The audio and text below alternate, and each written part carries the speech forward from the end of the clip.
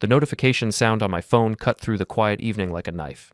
I was sitting in my living room, a beer in one hand and the TV remote in the other, finally enjoying the peace I'd fought so hard to achieve.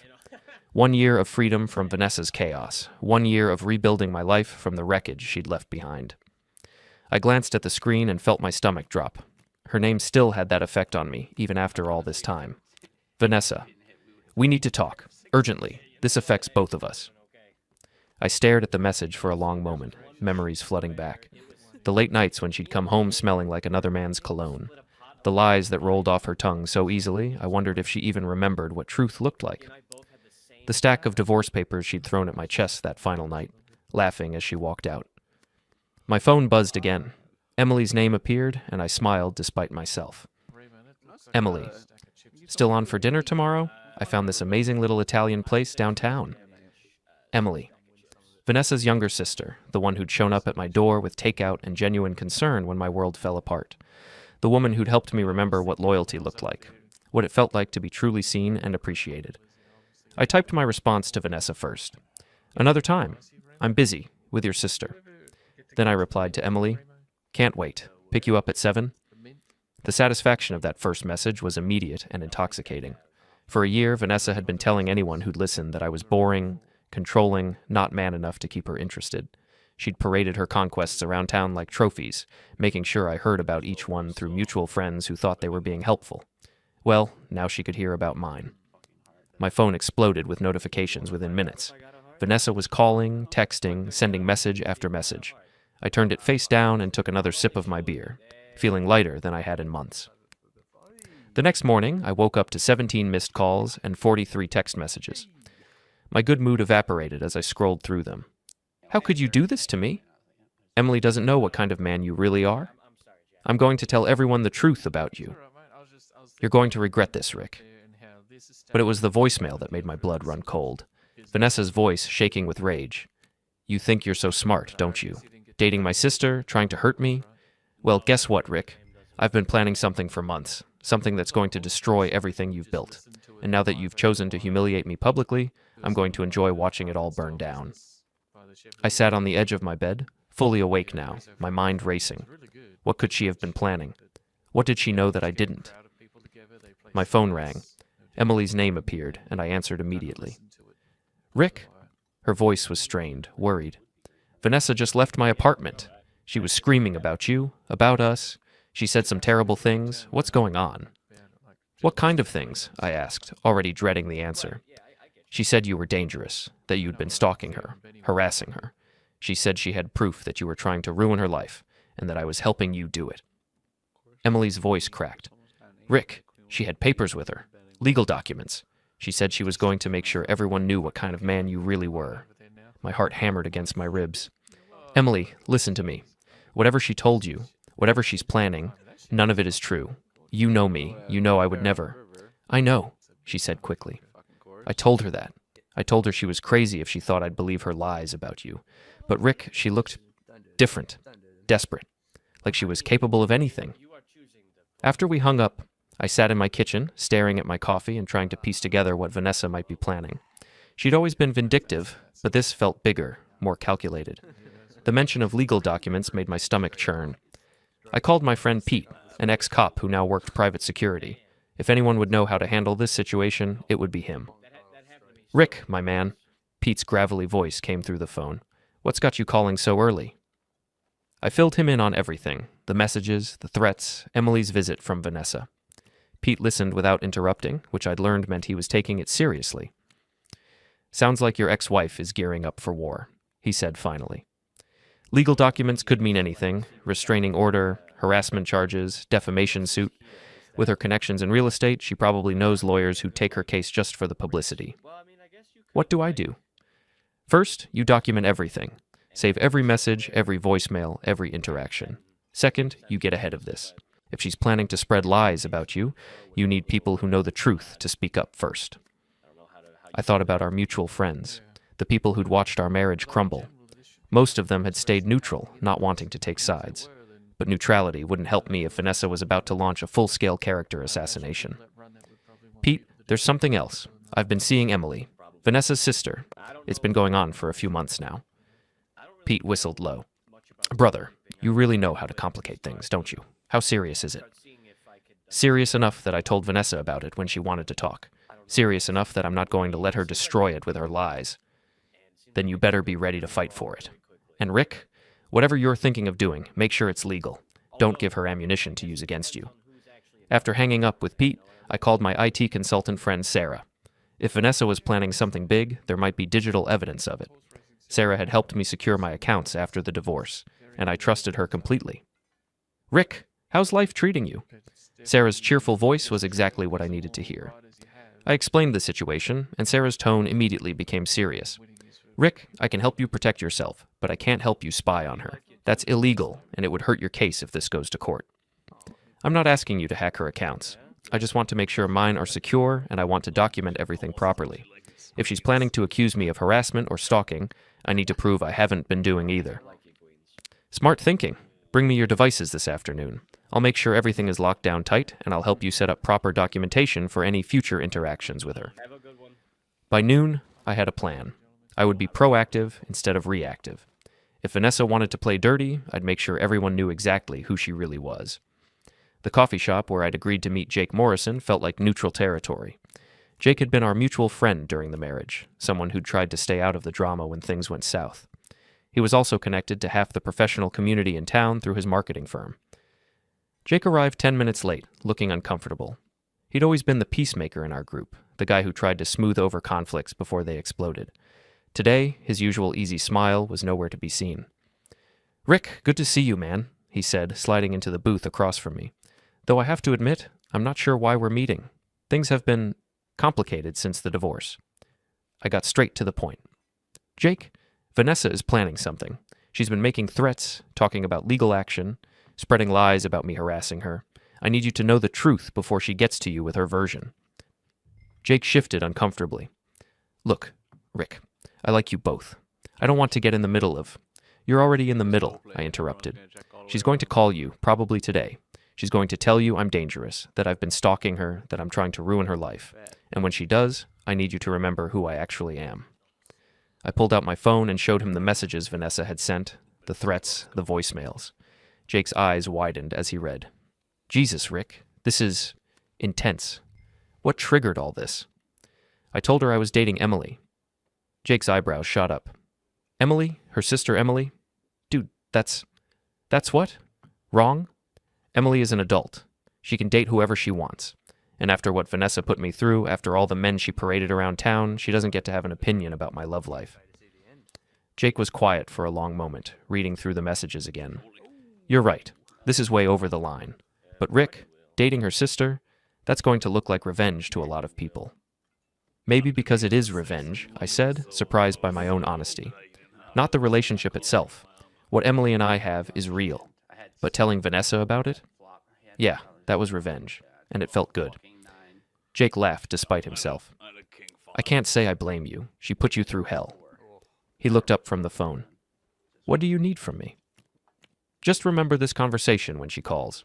Remember that I came to you with documentation, with evidence. Remember that I'm not hiding anything or asking you to lie for me.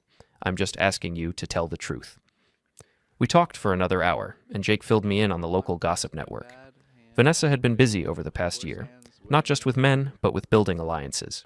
She'd positioned herself as the victim of a bitter divorce, the successful woman whose boring husband couldn't handle her ambition. "She's got Linda Morrison eating out of her hand," Jake said, referring to his own wife. "And you know Linda talks to everyone. If Vanessa's planning a smear campaign, she's got the infrastructure for it." That afternoon, I met with Sarah at her office. Her IT consulting firm occupied the top floor of a downtown building, all glass and chrome, and the kind of modern efficiency that made me feel slightly out of place in my jeans and polo shirt. "All right, let's see what we're working with," Sarah said, connecting my phone to her computer. "First things first, we're going to document everything she sent you, create timestamps, verify the metadata. If this goes legal, you want bulletproof evidence." As Sarah worked, I told her about my conversation with Jake. She nodded approvingly. "Smart move. In situations like this, the first story people hear is usually the one they believe. You're getting ahead of her narrative." "Sarah, can you tell if someone has been monitoring my accounts, my emails, my social media?" She frowned at her screen. "Why do you ask?" "Something about her threats. She seemed to know things, like she'd been watching me somehow. Sarah's fingers flew across the keyboard. After several minutes, she looked up with a grim expression. Rick, I'm finding some anomalies. Logins from IP addresses that don't match your usual locations, some email forwarding rules that you didn't set up. It looks like someone has been monitoring your accounts. My blood ran cold. How is that possible? Did you ever share passwords with Vanessa during the marriage? I thought back, and my stomach dropped. Yeah, we had a shared computer, and I used the same passwords for everything back then, but I changed them all after the divorce. Not soon enough, apparently. Look at this. Sarah pointed to her screen. Someone set up forwarding rules on your email account 8 months ago. Every email you send or receive gets copied to an anonymous account. Can you trace it? I can try, but it's going to take time. What I can do right now is lock down everything, change all your passwords, enable two-factor authentication on every account.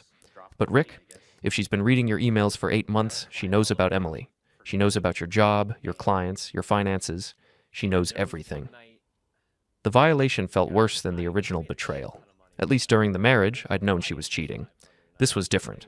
This was systematic, calculated invasion of my privacy. There's more, Sarah said quietly. She's been taking screenshots, saving copies of your private conversations. If she wanted to take things out of context, make you look bad, she's got plenty of material to work with. I thought about all the emails I'd sent over the past 8 months. Conversations with Emily about our relationship, complaints about Vanessa to friends, private thoughts I'd shared with my lawyer during the divorce proceedings. All of it compromised. What's my legal recourse? Probably not much, unless you can prove she accessed your accounts without permission after the divorce was finalized. And even then, it's a civil matter, not criminal. But Rick, this gives you something too. What do you mean? Sarah smiled grimly. If she's been illegally monitoring your accounts, that's a violation of federal computer fraud laws. It might not be enough to put her in jail, but it's definitely enough to destroy her credibility if she tries to take you to court. That evening, I called Emily and asked her to come over. I needed to tell her everything, and I needed to do it in person. She arrived with Thai takeout and a bottle of wine, her usual solution to stressful days. You look terrible, she said, setting the food on my kitchen counter. What did you find out? I told her everything, the monitoring, the screenshots, the extent of Vanessa's surveillance. Emily's face went white as I explained how her sister had been violating my privacy for months. She's been reading our emails. Emily's voice was barely above a whisper. Our private conversations about everything? Everything, I confirmed. Sarah found forwarding rules going back 8 months. Every email I've sent or received, including the ones between us. Emily sank into a chair, her hands shaking. Rick, some of those emails were intimate, personal, things I would never want her to see. I know, I'm sorry. I should have been more careful. This isn't your fault, Emily's voice rose, anger replacing shock. This is sick. This is, God, I don't even know what this is. Who does something like this? We ate dinner in relative silence, both of us processing the implications. Finally, Emily spoke up. What are we going to do? We're going to beat her at her own game, I said. She wants to play dirty? Fine. But she's not the only one who knows how to gather information. Emily looked at me carefully. What does that mean? It means I'm done being the victim. I'm done letting her control the narrative. If she wants a war, she's got one. Pete arrived at my house the next morning with coffee and a grim expression. I'd called him after Emily left, asking for help with what I was starting to think of as McKee intelligence gathering. If Vanessa had been spying on me for months, it was time to return the favor. Legally. All right, brother, let's talk strategy, Pete said, settling into my kitchen chair. Your ex-wife has been playing a long game, but she made some mistakes. The illegal monitoring Sarah found? That's leverage. But you need more. What kind of more? You need to know what she's planning, who she's talking to, what story she's spreading. And you need witnesses to her actual behavior, not just her version of events. Pete pulled out a small notebook, the kind he'd used when he was still a cop. Tell me about her routine. Where does she go? Who does she see? What's her schedule like? I thought about what I knew of Vanessa's life post-divorce. She works at Morrison Real Estate downtown. She goes to that trendy gym on 5th Street, Iron Paradise, I think it's called. She's always posting on social media about her nightlife, usually at that upscale bar, the Meridian. Good. What about friends? Who's in her inner circle these days? Her assistant at work, Gina something. They're always together. And she's been hanging around with Linda Morrison, Jake's wife. Linda loves drama, and Vanessa's been feeding her plenty of it. Pete made notes. Here's what we're going to do. You're going to start showing up in public places where she might be, not following her, not stalking her, just being visible, living your life openly. When she sees you happy, especially with Emily, it's going to make her crazy. Crazy people make mistakes. That sounds like baiting her. It is baiting her, but it's legal baiting. You have every right to go to restaurants, bars, public events. If she can't handle seeing you in public, that's her problem, not yours. Over the next week, Emily and I made ourselves very visible around town. We went to dinner at the Meridian, the same upscale bar where Vanessa liked to hold court. We attended a charity fundraiser where half the real estate community would be present. We even joined the gym where Vanessa worked out, Iron Paradise. The reactions were immediate and satisfying. At the Meridian, I watched Vanessa's face go white when she saw us walk in. She was holding court at her usual corner table, surrounded by her real estate friends, but her animated conversation died mid-sentence when she spotted Emily's hand in mine. "Rick," Emily whispered. "She's staring at us." "Let her stare," I said, guiding Emily to a table with a clear view of Vanessa's group. "We're not doing anything wrong." Throughout dinner, I could feel Vanessa's eyes on us. Every laugh Emily and I shared, every intimate conversation, every casual touch seemed to drive Vanessa further toward the edge. By the time we left, she was gripping her wine glass so tightly I thought it might shatter. The charity fundraiser was even better. It was a silent auction for the local children's hospital, the kind of event where the city's professional class gathered to see and be seen. Emily looked stunning in a black dress, and I'd actually bought a decent suit for the occasion. Vanessa arrived with her usual entourage, but I noticed something different. She kept looking around nervously, checking her phone, whispering urgently to Gina. When she finally spotted us across the room, her carefully composed facade cracked for just a moment. "She looks rattled," Emily observed, following my gaze. "Good. Rattled people make poor decisions." We worked the room methodically, greeting people I'd known during the marriage, introducing Emily as my girlfriend. The reactions were telling. Some people seemed genuinely happy to see me doing well. Others looked uncomfortable, clearly having heard Vanessa's version of our relationship. But the real test came when Linda Morrison approached us near the silent auction tables. "Rick, how nice to see you," Linda said, her voice carrying that particular tone women use when they're fishing for information. "And Emily, right? Vanessa's mentioned you." "I'm sure she has," Emily replied smoothly. "All good things, I hope." Linda's smile faltered slightly. "Of course. You know, it's just so interesting how things work out sometimes." "What do you mean?" I asked, keeping my voice neutral. "Oh, you know, families, relationships. Sometimes people end up in the most unexpected places." Emily stepped closer to me, her hand finding mine. "I don't think there's anything unexpected about two people finding happiness together, do you?" Linda's eyes narrowed slightly. "No, I suppose not, though timing can be complicated." "The timing is perfect," I said firmly. "Emily and I are very happy together." As Linda walked away, clearly frustrated that she hadn't gotten the reaction she wanted, Emily squeezed my hand. "That was Vanessa's spy, wasn't it?" "One of them. She'll report back everything we said, how we looked, how we acted, which is exactly what we want." But it was the gym where things really escalated. Iron Paradise was Vanessa's territory, the place where she'd built her post-divorce identity as a strong, independent woman who didn't need anyone. Walking in there with Emily was a declaration of war. The gym was everything I'd expected: expensive equipment, beautiful people, and an atmosphere that screamed exclusivity. Emily and I signed up for a couples training session, making sure to book it during peak hours when Vanessa would be most likely to see us. We were 20 minutes into our workout when she appeared. I was spotting Emily on the bench press when I heard the sharp intake of breath behind me. "What the hell are you doing here?" I turned to find Vanessa standing 3 feet away, wearing designer workout clothes and an expression of pure fury. Several other gym members had stopped their workouts to watch. "Working out," I said calmly. "Same as you." "This is my gym, Rick. I've been coming here for 2 years. And now we're coming here too. It's a public business, Vanessa. They take anyone who can afford the membership fee."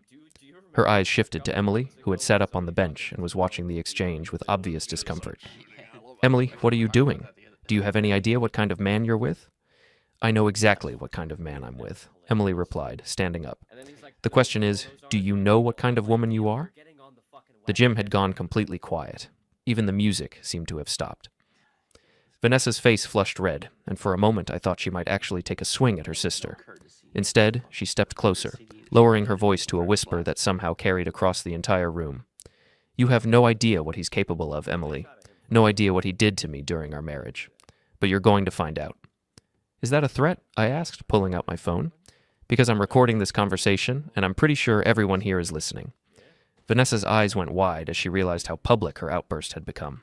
She looked around the gym, seeing the stairs, the phones that were now pointed in her direction. "This isn't over," she hissed, grabbing her gym bag and storming toward the exit. As soon as she was gone, the gym erupted in whispered conversations. I helped Emily gather her things, both of us shaking slightly from the adrenaline. "That was intense," Emily said as we walked to the car. "That was perfect," I replied. "She just threatened you in front of 20 witnesses, and half of them got it on video."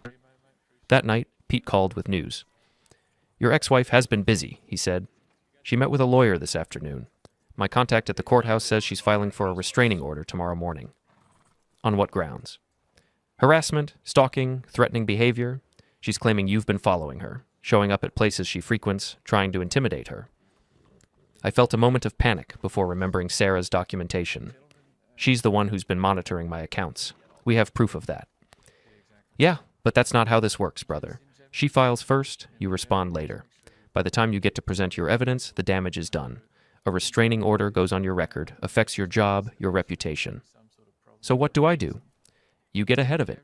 Tomorrow morning, before she files, you go to the police and report the illegal monitoring. You file a complaint about her threatening behavior. You make sure your version of events is on record first." I hung up and immediately called Sarah. "I need everything you found about the monitoring documented and ready for the police by tomorrow morning." "Already done," Sarah said. "I've been expecting this call. Rick, there's something else you should know. I did some digging into that anonymous email account where your messages were being forwarded." "What did you find?" "It's registered to a fake name, but the payment method traces back to Vanessa's credit card. We can prove she set it up, we can prove she's been accessing it regularly, and we can prove she's been downloading your private emails for months. That's illegal, right? Completely illegal. Computer fraud, violation of privacy, possibly even identity theft, depending on how she used the information. Rick, this could destroy her real estate license, maybe even result in criminal charges." For the first time since this whole mess started, I felt like I had the upper hand. The police station at 7 in the morning was exactly as depressing as I'd expected. Fluorescent lights, stale coffee, and the kind of institutional beige that seemed designed to drain hope from anyone who walked through the doors. But I was there first, which was what mattered. Detective Sarah Chen, no relation to my IT friend Sarah, was a compact woman in her 40s with sharp eyes and the kind of no-nonsense attitude that came from years of dealing with domestic disputes. She listened to my story without interruption, occasionally making notes in a file that seemed to grow thicker by the minute. "So you're telling me your ex-wife has been illegally monitoring your email accounts for 8 months and you have documentation to prove it?" she asked, reviewing the printed evidence Sarah had prepared. "Complete documentation, IP addresses, timestamps, the works. She set up forwarding rules to copy every email I sent or received to an account she created using false information." Detective Chen studied the papers carefully. "This is pretty sophisticated stuff. Most people going through a bitter divorce don't have this level of technical knowledge." "She had help," I said. "I don't know who, but someone with IT skills set this up for her." "And you believe she's planning to file a restraining order against you today?" "My source is reliable. She's going to claim I've been harassing her, following her, showing up at places she frequents." Detective Chen leaned back in her chair. "Have you been showing up at places she frequents?" I'd been expecting this question. "Yes, but not to harass her. I've been living my life, going to public places with my girlfriend. If my ex-wife happens to be at the same restaurant or gym, that's not illegal." "Your girlfriend being her sister probably complicates things?" "My relationship with Emily started months after the divorce was final. We're both adults, and Vanessa doesn't get to control who we date." Detective Chen made more notes. "I'm going to need to speak with your girlfriend, your IT consultant, and anyone else who can verify your version of events. But based on what you've shown me, there's enough here for a formal complaint about the computer monitoring." What happens next? We investigate. We interview witnesses. We determine if charges are warranted. But Mr. Anders, I need you to understand something. This kind of domestic situation can escalate quickly. If your ex-wife feels cornered, if she thinks her reputation or career is at risk, she might do something desperate. I left the police station feeling cautiously optimistic. I'd gotten my version of events on record first, and I had evidence to back up my claims. But Detective Chen's warning echoed in my head as I drove to work. My optimism lasted exactly 3 hours. I was in the middle of a client meeting when my assistant knocked on my office door, looking uncomfortable. "Rick, there are 2 police officers here to see you." "My client?" A nervous accountant who was already paranoid about computer security went pale. Is everything all right? I'm sure it's just a misunderstanding, I said, trying to project confidence I didn't feel. Could we reschedule for this afternoon? The officers were professional but firm. Vanessa had indeed filed for a restraining order, claiming I'd been stalking her, threatening her, and using her sister to gather information about her personal life. The temporary order was effective immediately, pending a hearing in 3 days. What does this mean exactly? I asked, reading through the legal documents. It means you need to stay at least 500 feet away from Ms. Anders at all times, the older officer explained. No contact, direct or indirect. No going to places where you know she'll be. What about my girlfriend? Emily is Vanessa's sister. The officers exchanged glances. The order doesn't prevent you from seeing your girlfriend, but if your girlfriend is with her sister, you need to leave immediately. After they left, I called Pete. She beat me to it, I said. I'm officially a stalker as of 2 hours ago. Shit. Okay, this is bad, but not catastrophic. You've got your hearing in 3 days, right? That's when you present your evidence, so show the judge what she's really been up to. Pete, this is going to be in the newspaper. Local IT consultant served with restraining order. My business is built on trust. If clients think I'm some kind of stalker, then we make sure everyone knows the truth before the hearing. Rick, you've got evidence of illegal activity on her part. You've got witnesses to her threatening behavior. You've got documentation going back months. She may have gotten the first punch in, but you're going to win the fight.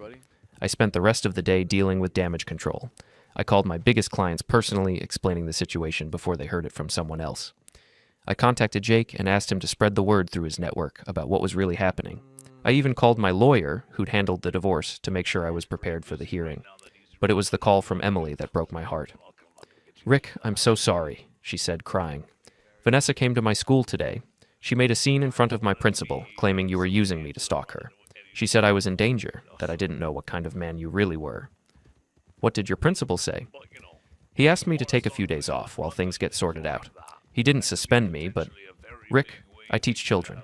If parents think I'm involved with someone dangerous... Emily, I'm going to fix this.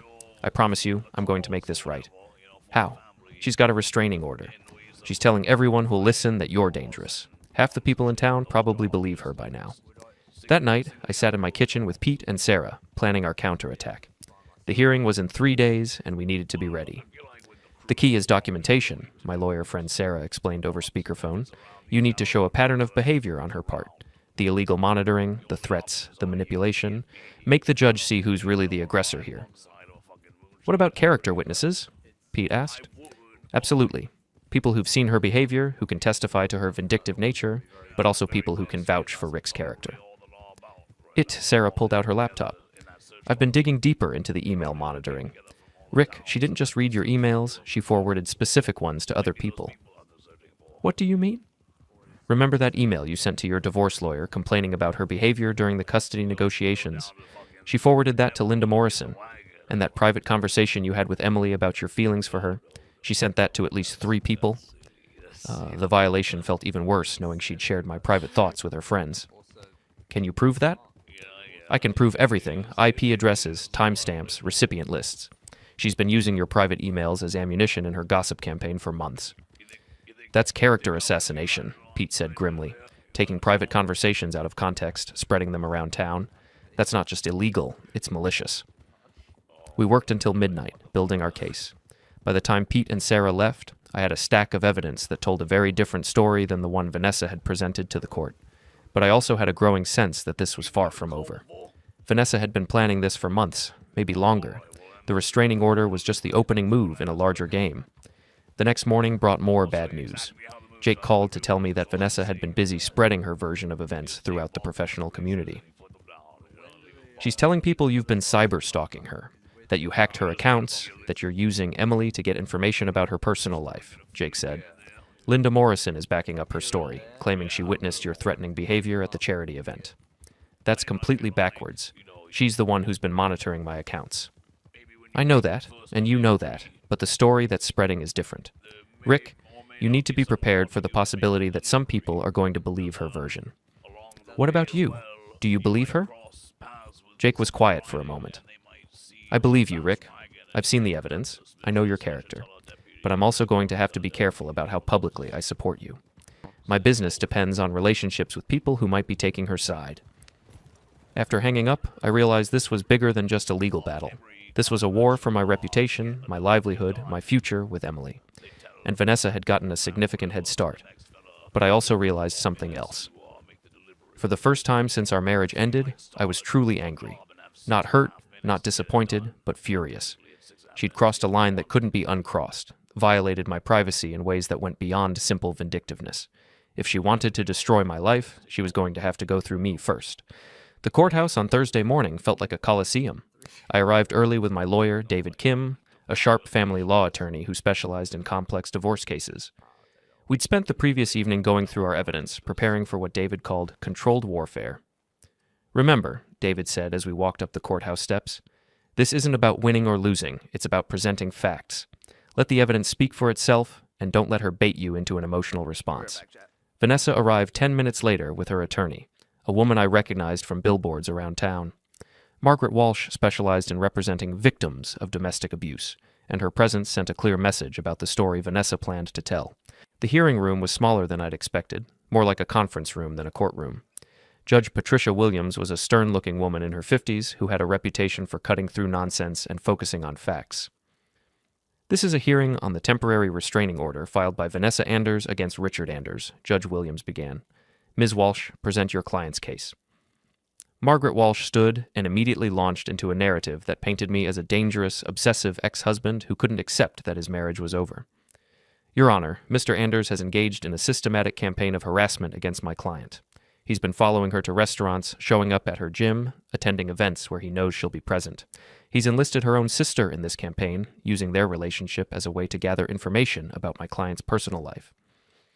She presented a timeline of incidents, every time Emily and I had been in the same place as Vanessa, framed as deliberate stalking rather than coincidental encounters. "Most disturbing, Your Honor, is the psychological manipulation. Mr. Anders began dating my client's sister specifically to cause emotional distress. He's turned family gatherings into opportunities for intimidation, made my client feel unsafe in her own community." Judge Williams listened without expression, occasionally making notes. When Walsh finished, she turned to David. "Mr. Kim, your response?" David stood and immediately changed the tone of the room. "Your Honor, this case isn't about stalking or harassment. It's about a woman who can't accept that her ex-husband has moved on with his life. More importantly, it's about illegal activity that Ms. Anders has been engaged in for the better part of a year."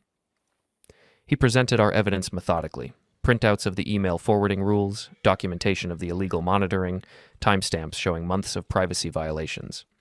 Ms. Anders has been illegally accessing her ex-husband's email accounts since their divorce was finalized. She's been reading his private correspondence, copying his personal communications, and sharing intimate details of his life with third parties. Judge Williams leaned forward, studying the documents. "These are serious allegations, Mr. Kim. You're claiming Ms. Anders committed computer fraud?" "We're not claiming it, Your Honor. We're documenting it. Every email Mr. Anders sent or received for 8 months was copied to an account Ms. Anders created using false information. She's been conducting surveillance that would be illegal if performed by law enforcement without a warrant." David then called IT Sarah as a witness.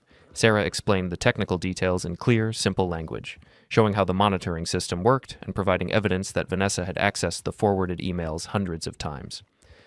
"In my professional opinion," Sarah testified, "this represents a sophisticated, long-term invasion of privacy. The perpetrator had detailed knowledge of Mr. Anders' personal life, his business communications, and his intimate relationships." When it was time for cross-examination, Margaret Walsh tried to suggest that I had somehow set up the monitoring myself to frame Vanessa, but Sarah's technical expertise made that argument look ridiculous. "Ms. Anders' credit card was used to pay for the anonymous email account," Sarah explained patiently. "The logins came from IP addresses associated with her home and office. The forwarding rules were created from her computer. There's no way Mr. Anders could have fabricated this evidence." Then David called Emily as a witness, and the temperature in the room shifted dramatically. Emily looked beautiful and composed as she took the stand, but I could see the tension in her shoulders, the way her hands trembled slightly as she was sworn in. "Ms. Carter, how long have you known Mr. Anders?" "About 3 years. He was married to my sister when we first met." "When did your romantic relationship begin?" 4 months ago. We started spending time together after Vanessa and Rick's divorce was finalized." "Did Mr. Anders ever ask you to spy on your sister or gather information about her personal life?" "Never. Rick has never asked me about Vanessa's relationships, her work, or anything else. If anything, he tries to avoid talking about her. Has your sister made any threats regarding your relationship with Mr. Anders? Emily's voice was steady, but I could hear the pain underneath. Yes. She told me that dating Rick was a betrayal of our family. She said she would make sure everyone knew what kind of man he really was. She threatened to ruin both of our reputations if we didn't break up. Margaret Walsh's cross-examination was brutal. She tried to paint Emily as a naive woman being manipulated by a vindictive ex-husband, suggested that our relationship was part of a calculated revenge plot. Oh, isn't it true, Ms. Carter, that Mr. Anders pursued you specifically because you were his ex-wife's sister? No, that's not true. Rick was kind to me when I was going through a difficult time. Our relationship developed naturally. But you understand how this looks? Dating your sister's ex-husband just months after their divorce? Emily's composure finally cracked slightly. My sister cheated on Rick repeatedly during their marriage. She humiliated him publicly, told anyone who would listen that he wasn't good enough for her. She doesn't get to control who he dates now, and she doesn't get to control my life either. The courtroom was completely silent. Even Judge Williams looked surprised by the intensity of Emily's response. Finally, it was my turn to testify. David led me through the timeline of events, focusing on the evidence rather than emotions. Mr. Anders, did you ever threaten your ex-wife? No, never. Did you ever follow her or deliberately show up at places to intimidate her? No. Emily and I went to public places as a couple. If Vanessa happened to be there, that was coincidence, not planning. How did you discover the illegal monitoring of your email accounts? I explained how Sarah had found the forwarding rules, how we'd traced the anonymous account back to Vanessa's credit card, how we'd discovered she'd been sharing my private emails with her friends. How did this make you feel, knowing your ex-wife had been reading your private correspondence for months? Violated, angry, but also confused about why she cared so much about my life when she'd made it clear during our marriage that I wasn't important to her. Margaret Walsh's cross-examination was designed to make me look vindictive and obsessive. She asked about my feelings toward Vanessa, my motivations for dating Emily, my response to seeing Vanessa in public. Isn't it true, Mr. Anders, that you began dating Ms. Carter specifically to hurt your ex-wife? I thought about lying, about giving the diplomatic answer. But something about the way Vanessa was sitting at her table, looking smug and confident, made me decide on honesty instead. Miss Walsh, I began dating Emily because she's kind, intelligent, and loyal. Everything my ex-wife wasn't. Did I enjoy the fact that it bothered Vanessa? Absolutely. After months of listening to her tell people I wasn't man enough to keep her interested, it felt good to show her that other women disagreed. So you admit this relationship was motivated by revenge? The relationship was motivated by genuine feelings for Emily. Telling Vanessa about it was motivated by revenge, and I'm not ashamed of that. Judge Williams called a recess, and David immediately pulled me aside. That was either brilliant or catastrophic, he said. Juries like honesty, but judges prefer diplomacy. I'm tired of pretending this isn't personal, David. She violated my privacy for months, she's trying to destroy my reputation, and she's threatening Emily's career. At some point, you have to stop being diplomatic and start fighting back. When court reconvened, Judge Williams had clearly made her decision. I've reviewed the evidence presented by both parties, she began. This case involves serious allegations on both sides, stalking and harassment versus computer fraud and invasion of privacy. She looked directly at Vanessa. Ms. Anders, the evidence clearly shows that you illegally monitored your ex-husband's email accounts for an extended period.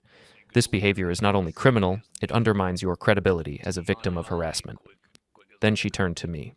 Mr. Anders, while your behavior may not rise to the level of stalking, your admitted desire for revenge suggests a concerning mindset.